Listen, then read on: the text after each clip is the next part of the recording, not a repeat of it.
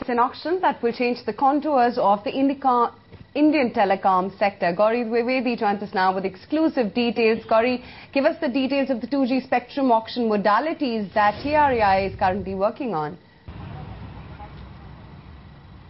Aisha, what we pick up from sources of course, this is a process that is still underway, but TRAI is quite keen that the entire spectrum that is being vacated should actually be put up for auction in one go. And the reason for that is twofold. One is the fact that they cannot justify to the court why a certain amount of spectrum should actually be reserved at a later date. If at all a big auction takes place right now, what will really be the appetite for a future auction at a later date is again something that they will not be able to justify.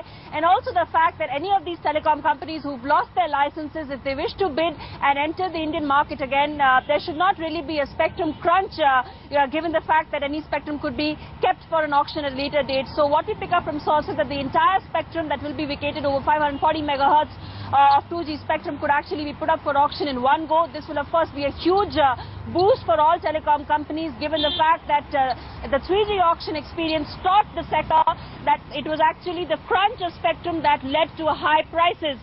More importantly, we also pick up that the blocks of spectrum that will be put up for auction could be significantly higher, could be actually as much as 5 megahertz, which could mean that both 2G and 3G services could be available for telecom companies in one go. And more importantly, that will mean that TRAI will price the base price in such a manner to allow companies to offer both 2G and 3G, not benchmark it to 3G prices, but it will not be closer to the 2G price, the pan-India price of 1658 crores that a lot of these telcos had actually suggested. Could be much higher than that, given the fact that it will allow telcos to offer 3G, and therefore prices have to account for that, cannot be available at throwaway prices. That is something that we pick up that TRAI is quite keen on. Of course, this is a consultation process. Stakeholders' views and comments will be incorporated.